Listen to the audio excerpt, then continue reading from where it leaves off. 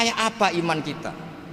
Nah, iman seperti ini sesuai kriteria awal sing dikersana Allah, alladzina yu'minuna bil ghaib.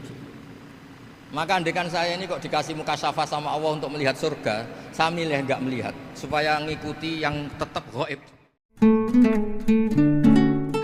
Assalamualaikum warahmatullahi wabarakatuh. Waalaikumsalam warahmatullahi wabarakatuh. Alhamdulillahirabbil alamin wassalatu wassalamu ala asyrofil mursalin sayyidina maulana Muhammadin wa ala alihi wa sahbihi ajmain amma ba'du. Ingkang sangat kula hormati niki wonten Habib Nabil, semua keluarga besar Habib Muntir, semua min usulihi wa furuhi sedanten ingkang kula hormati. Ingkang terhormat Habib Ahmad Bahar, Habib Ja'far Al-Attas, jadi wonten Profesor Nazaruddin, wonten Pak Muzani, wonten Mas Nusron sedanten ingkang kula hormati. Yang spesial, saya ini punya dua permintaan. Satu, jangan diundang lagi. Dua, saya minta maaf kalau yang ingin ngundang, mohon nggak usah diteruskan. Saya akan cerita yang ilmiah. Saya terima kasih tadi sama Habib Abdullah bin Ja'far sama Ustadz Hasan Saifur Rijal. Begini, kenapa saya banyak dikutip para narasumber? Karena saya ini jenis kiai yang otoritatif. Jadi saya ini karena nggak menteri, sehingga kalau belajar itu serius sekali. Ya alhamdulillah ini ada Pak Muzani, orang yang bisa ngelantik seseorang jadi presiden. Masih punya utang satu, bisa nggak ngelantik kita jadi ahli surga? Begini kalau cerita ilmiah, nanti saya baca hadisnya. Ada kelebihan kita jadi manusia itu justru karena ketidaktahuan kita. Kita tentu hingga detik ini tidak melihat surga langsung, tidak melihat neraka langsung, apalagi melihat Allah Subhanahu wa Ta'ala. Tapi selalu ada teori, dan ini dibenarkan oleh semua ulama karena ini nas itu mansuh. Dan itu diantara kelebihan Rasulullah SAW adalah diutus kafatan linnas, untuk semua orang. Sehingga ada orang ditanya, dengan apa kamu tahu kalau Tuhan itu satu? Orang ini dengan enteng menjawab, innal isnaini, angka 2, 3, 4 dan seterusnya, nisbatu dzalika ilal wahid nisbatul far'i ilal asli. Jadi segampang itu nerangkan ayat qul huwallahu ahad, Allah itu satu. Karena angka itu 2, 3 sampai 1 miliar 1 triliun, nisbatu dzalika ilal wahid nisbatul far'i ilal asli. Semua itu asal usulnya satu. Begitu juga sebegitu gampangnya Syekh Nawawi Al-Bantani menerangkan kenapa bismillah itu dimulai ba. Huruf hijaiyah kan alif, tapi kalau bismillah dimulai dari satu ba. Ba itu ada titik satu. Anda gambar kambing, gambar apa saja, gambar Anda entah baik entah jelek, itu tetap dimulai satu titik. Nah satu titik ini disebut nuqtatil wujud, asal usul wujud. Sebab itu kitab I'anatul Thalibin, tadi Habib Nabil cerita sanad-sanadnya Mbah Mun. Sebetulnya kalau boleh angkuh, yang berhak cerita itu saya, karena kitabnya milik saya. Tapi beliau tak kasih terus cerita, ya alhamdulillah. Ada penyambungnya. Nanti tak kasih lagi beliau. Ya memang yang paling berat beliau karena turunannya itu. Tapi kitabnya dari saya, jadi ya satu-satu loh. Kitab I'anatul Thalibin itu dikarang oleh ulama top, namanya Sayyid Abi Bakar Sato. Beliau punya murid yang sangat terkenal di Indonesia, namanya Syekh Mahfud At-Turmusi. Syekh Mahfud ini punya murid, diantaranya yang paling terkenal tentu Mbah Hashim sama Mbah Ahmad Dahlan, pendiri Muhammadiyah. Jadi kemudian kitab I'anah ini populer sekali untuk menerangkan fikih-fikih di Indonesia. Termasuk cerita bahwa wujubul jihad itu wujubul wasail lal maqasid. Jadi jihad itu wajib, itu wujubul wasail lal maqasid. Sama cari di sarah. Sekiranya dakwah itu bisa tidak dengan jihad, dengan pengajian kayak Majelis Rasulullah, kayak Majelis Nurul Mustafa, kayak kiai-kiai kampung, itu sudah cukup karena sudah isolul maksud, orang sudah menjadi kenal Allah Subhanahu wa Ta'ala. Sebab itu ketika Sayyidina Ali diutus di beberapa peristiwa termasuk di Khaybar, Sayyidina Ali didhawuhi la ayyahdiyawu bika rajulan wahidan khairan laka min humrin na'am. Ada satu saja yang Islam karena kamu itu lebih baik daripada kemenangan. Nah, kemudian ini supaya otoritatif menghormati masjid ini, Masjid Istiqlal, masjid yang luar biasa bersejarah. Saya baca keterbatasan kita, tapi ini menjadi kelebihan. Ini hadis di Shahihul Bukhari. Nanti sebagai cirinya saya tinggal supaya ini tadi otoritatif tadi, supaya semuanya pakai sanad. Ini hadis dari Shahihul Bukhari, sehingga Anda tidak perlu tanya ini sahih apa enggak, karena ini di Shahihul Bukhari, ikutnya nomor hadisnya itu 6408. Monggo kalau mau dihafal. Biasanya jenengan kan hanya hafal Arba'in Nawawiyah. Ini hadis ini nomor 6408. Ada keterbatasan yang akhirnya menjadi kelebihan kita, yaitu kita tidak tahu Allah Subhanahu wa taala. Suatu saat para malaikat ditanya, apakah mereka yang membaca tasbih di sini, misalnya di Istiqlal ini, ngerti saya? Kata Allah. Kata malaikat, tidak tahu. Fayaqulu hal ra'auni. Qal fayaqulu la wallah ma ra'auka. Qal fayaqulu kaifa la ra'auni. Yaquluna asyadda laka ibadatan wa asyadda laka tamjidan wa aktsara laka tasbihan. Andaikan manusia itu ngerti engkau ya Allah, maka tasbih mereka ini akan lebih dari kita. Saya beri contoh, ini terutama untuk dzurriyyah Rasulullah SAW. Nabi itu manusia, basar, tapi lakal basar. Nabi ketika muji Allah Subhanahu wa taala ini supaya kalau sholat jangan hayati. Misalnya pertama muji begini. Lakal hamdu mil'us samawati wa mil'ul ardi. Kebanyakan di Jawa memang baca pakai rofaknya mil'u. Tapi di beberapa sanad dibaca mil'a, itu urusan i'rab lah. Engkau itu saya puji seluas langit dan bumi, seluas langit dan bumi. Seluas langit dan bumi itu enggak keren. Karena langit ini tetap mahsurah, as-samawat ini apapun luasnya langit itu tetap terbatas. Bumi apapun luasnya juga terbatas. Apa yang diteruskan oleh Rasulullah SAW? Wa mil'u ma syi'ta min syai'im ba'du. Dan pujian saya ini ya Allah sesuai kehendakmu, sejumlah kehendakmu. Karena ini yang tidak terbatas. Begitu juga ketika Nabi dengan keterbatasan sebagai manusia, bukan sebagai Habibullah, atas nama manusia. Nabi itu punya dua sisi, kadang sebagai bashar, kadang sebagai Habibullah. Dan sama-sama penting untuk mengawal Islam ini. Saya ulang lagi, sama-sama penting untuk mengawal Islam ini. Ketika Nabi sebagai bashar ngendikan begini, la nuhsi Allahumma lakal hamdu hamda yuwafi ni'amaka, misalnya pakai mukhatab, wa yukafi umazidak. Saya memuji engkau ya Allah dengan pujian yang sesuai jumlah nikmatmu, wa yukafi umazidak, dan bisa berserasian dengan tambahan-tambahan nikmatmu. Tapi apapun luasnya nikmat itu terbatas, sehingga Nabi nambahi, la ukhsi thana'an alita anta kama atneta ala nafsik. Saya muji ini tidak terhitung, sama sejumlah pujian yang engkau lakukan. La ukhsi atau la nukhsi thana'an alika anta kama atneta ala nafsik. Sehingga ini kreasi-kreasi Bani Adam yang malaikat itu tidak bisa. Saya ulang lagi, ini kreasi-kreasi Bani Adam yang bakat malaikat itu tidak bisa. Ini saya baca di kitab Fathul Bari, ini sarahnya kitab Bukhari. Kata Imam, ini saya ulang lagi, ini kata Imam Ibnu Hajar al-Asqalani, pensarah terbaik Bukhari. Jadi Sahihul Bukhari itu punya sarah paling terkenal namanya Fathul Bari. Itu gurunya Syekh Zakaria Al-Ansari. Syekh Zakaria itu dikenal sebagai Syekhul Islam.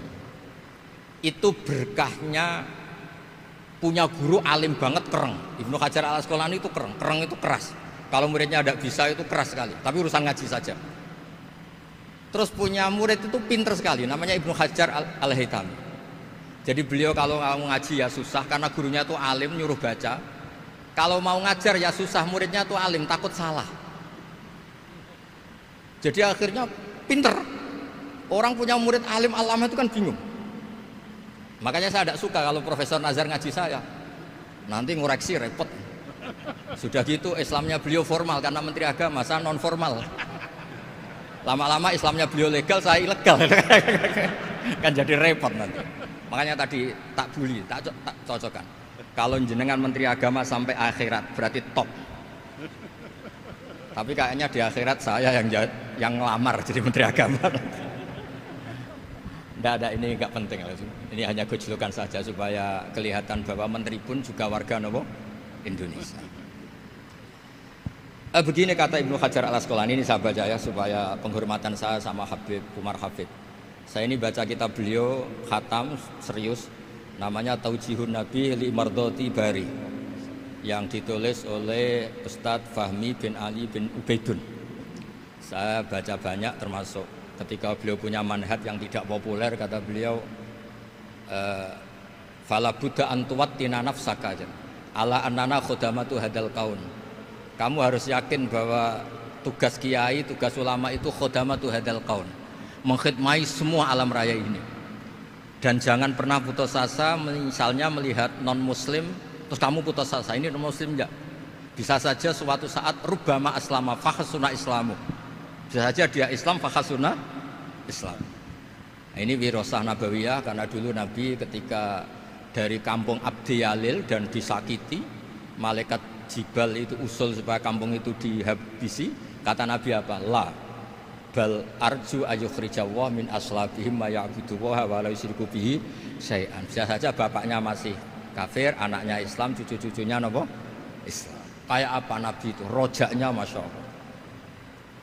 Nah kemudian ini kembali ke tasbih tadi. Kata Ibnu Hajar Al Asqalani, yukhadu min hadal hadis anna dzikral hasil min bani Adam a'la wa asyrafu min adzikri al hasil min al malaikah li khusuli dzikril adamin ma akasratis syawaghil wa wujudis sawarif wa sudurihi fi alamil ghaibi bi khilafil malaikati fi dzalika kullih.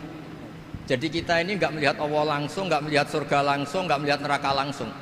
Tapi cara kita zikir, wis nak wis di neraka yo nuwangis tenan. Padahal yo ora mesti mlebu neraka, lha nuwangis tenanan. Kayak apa iman kita? Nah, iman seperti ini sesuai kriteria awal sing dikersana Allah, alladzina yu'minuna bil ghaib.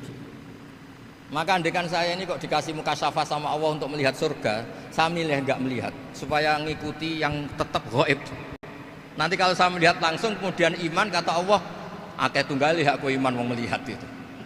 Jadi kadang-kadang keterbatasan kita ini penting.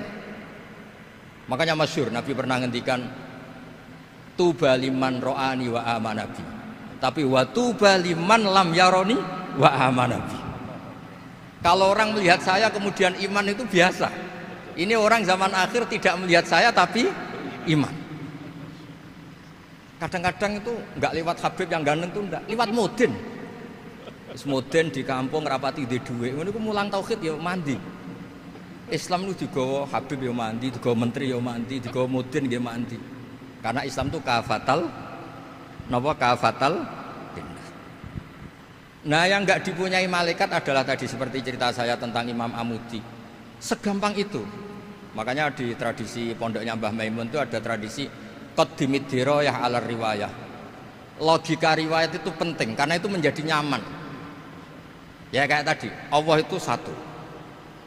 Ketika kita berpikir angka 2, 3 sampai sekian miliar, sekian triliun, nisbatu dzalika ilal wahid, nisbatul far'i ilal asli. Semua itu dibanding angka 1 adalah cabang. Gambar kayak apa ruwetnya, dinisbatkan asal usulnya mesti satu nuktoh, yaitu satu titik. Nah satu titik ini kata pengarang I'anatul Thalibin, bi kana makana wa bi yakunu maya. Nah kemudian terakhir, ini enggak boleh lama-lama. Kalau lama-lama nanti sampean pinternya nyanyi saya. Jadi sudah.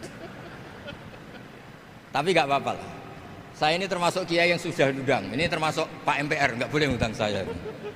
Pak Nusron apalagi enggak boleh. Itu kalau di kampung sama saya hormat, kalau di sini kok kayak menteri gitu. Menteri betul tapi.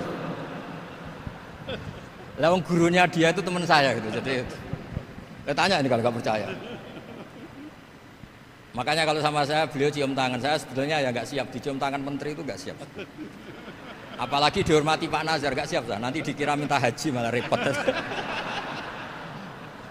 repot. Saya ini tadi bisik-bisik itu urusan ilmu tasawuf, nggak ada urusannya dengan haji. Nah, cocokkan. Kenapa beliau suka ilmu tasawuf? Saya kan sering lihat beliau ceramah di TV. Katanya Obat Gus, obat. Orang kalau belajar tasawuf kan kepenak itu. Kayak wis ahli swarga kan kepenak di tasawuf itu kan memang. Sekarang saya cerita tentang ini karena bidang yang saya tekuni. Ada kitab tentang ulumul Quran namanya Al-Mufradat fi Gharibil Quran. Dikarang oleh Ar-Raghib Al-Asfihani. Ini kitab luar biasa. Di situ hanya cerita lafaz-lafaz per kata. Saya tadi sebelum kesini ngajar dulu di pondoknya Beki, Baitul Qurannya Pak Kures. Karena memang saya termasuk pengajar di sana. Artinya kalau saya sering ke situ jangan iri, memang saya termasuk pengajar di sana. Termasuk pengajar yang keren maksudnya. Keren itu artinya pakai referensi, bukan asal. Begini kata kitab itu. Rasulullah SAW itu kan punya nama Muhammad, orang yang banyak sikapnya atau semua sikapnya terpuji. Termasuk ketika sebagai manusia, sama kita termasuk ketika sebagai apa? Manusia. Sebagai manusia aja Nabi gak pernah salah. Begini kata kitab itu. Nabi-nabi yang keren-keren itu, sama lihat di Ahaditsus Syafa'ah, itu masih egois. Ketika ada haulul mauqif, ada prahara mauqif, itu semua Nabi bilang nafsi, nafsi, nafsi, nafsi. Ketika dimintai syafaat bilang nafsi, nafsi. Tapi Rasulullah SAW itu beliau ngendikan ummati, ummati. Dan beliau ketika dimintai syafaat kata beliau sudah, analah, saya bisa memberi syafaat. Kata beliau, fa'akhirru lillahi ta'ala sajidan fayaqulu li ya Muhammad irfa' ra'sa wasaltu toh wasfa'tu syafa'. Kayak apa hebatnya Rasulullah SAW? Umumnya para nabi melihat akhirat itu sudah akhir dari semua amal. Itu menurut Nabi Muhammad gak keren.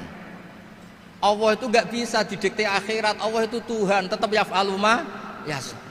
Jadi gak bisa misalnya sudah akhirat orang nyuwun sewu terus tanya, ya Rasulullah ini sudah akhirat kok jenengan sujud bareng ini gimana? Ini sudah nggak darul amal tapi ini darul jaza, tidak bisa. Akhirat nggak bisa dibatasi.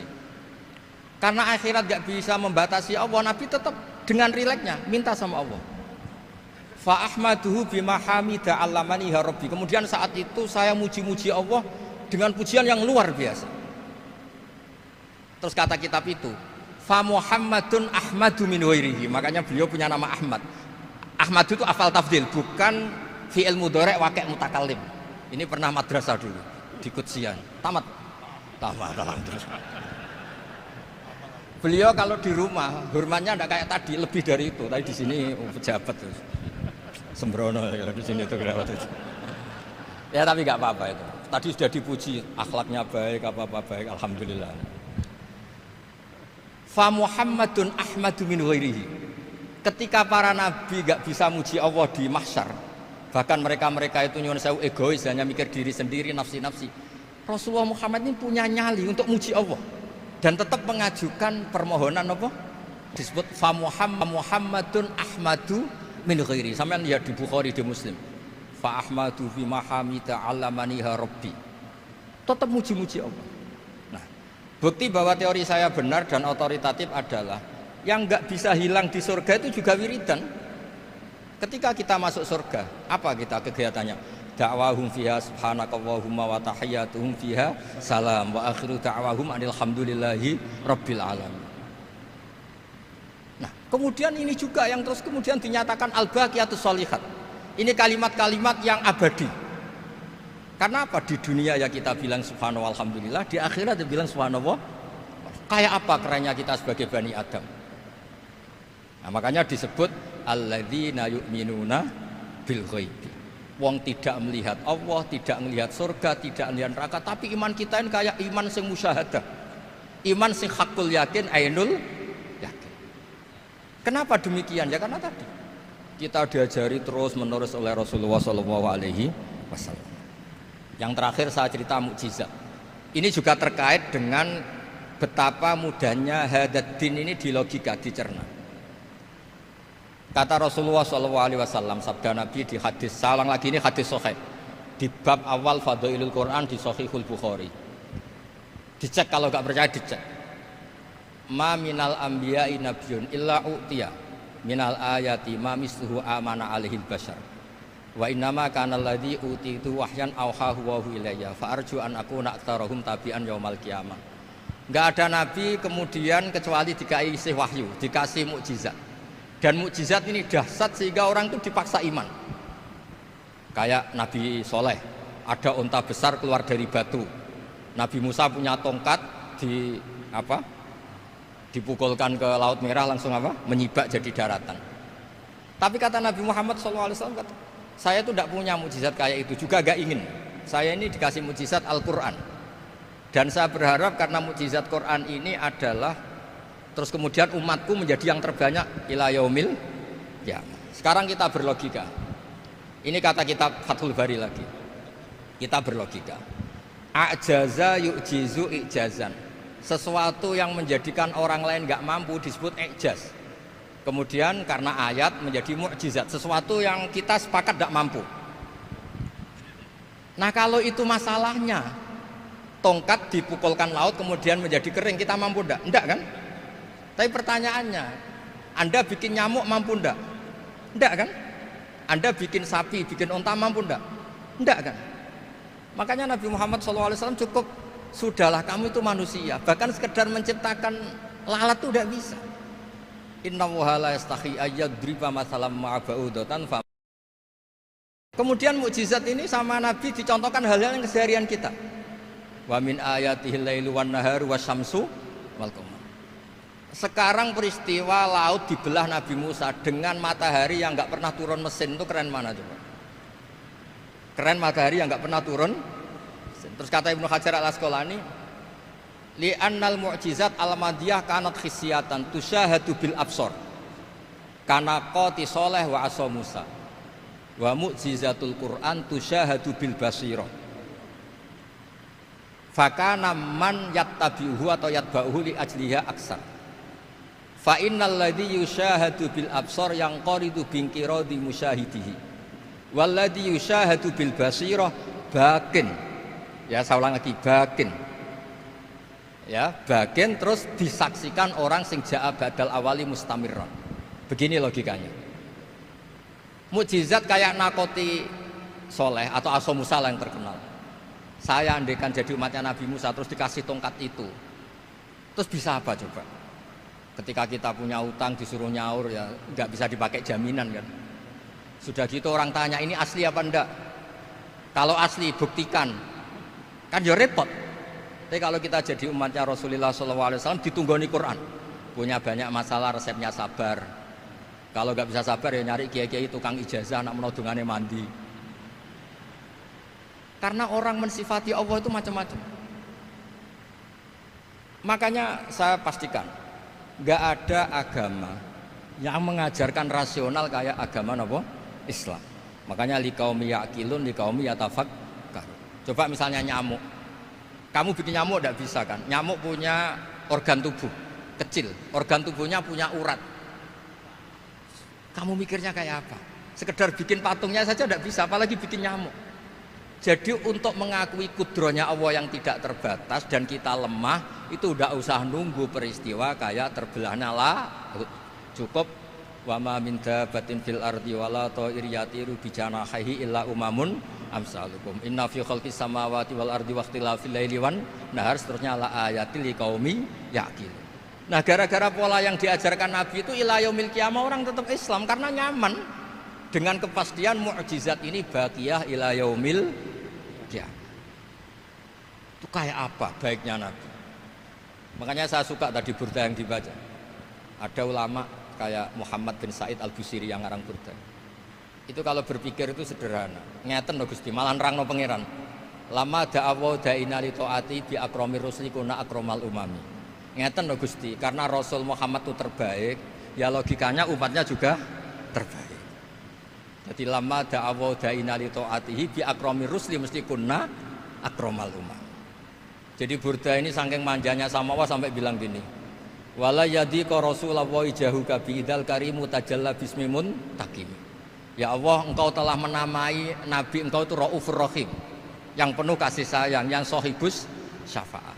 Maka ketika engkau ingin nyiksa kami dengan alasan engkau ini al-muntakim, dat yang bisa nyiksa orang maksiat, jenengan harus ingat ya Allah bahwa Nabi kita itu nabi yang kau gelari Raufur Rahim. Ya kalau gitu jangan jadi nyeksa. Terus gunanya apa digelari Raufur Rahim ra iso nyafaati gitu. Itu jenenge wala yadi ka Rasulullah jahu kabi idal karimu tajalla bismi muntaj.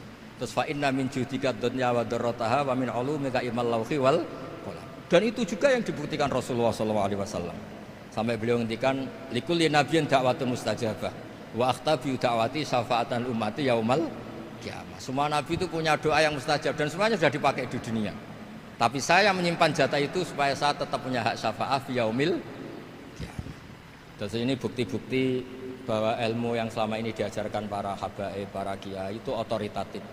Saya hanya bantu jenengan memastikan kalau hadis itu sahih dimaknai oleh ulama-ulama yang kredibel. Ya, perjanjian terakhir tadi. Saya ini termasuk kiai yang sergap tanya Mas Nusron. Pak Muzani juga pernah ke rumah saya. Meja saya itu isinya ya kitab. Habib Nabil pernah ke kamar isinya kitab. Jadi kalau jenengan ngundang saya itu berhadap-hadapan sama hukumnya Allah, yaitu ganggu orang belajar gitu aja. Mohon ngoten mawon. Assalamualaikum warahmatullahi wabarakatuh.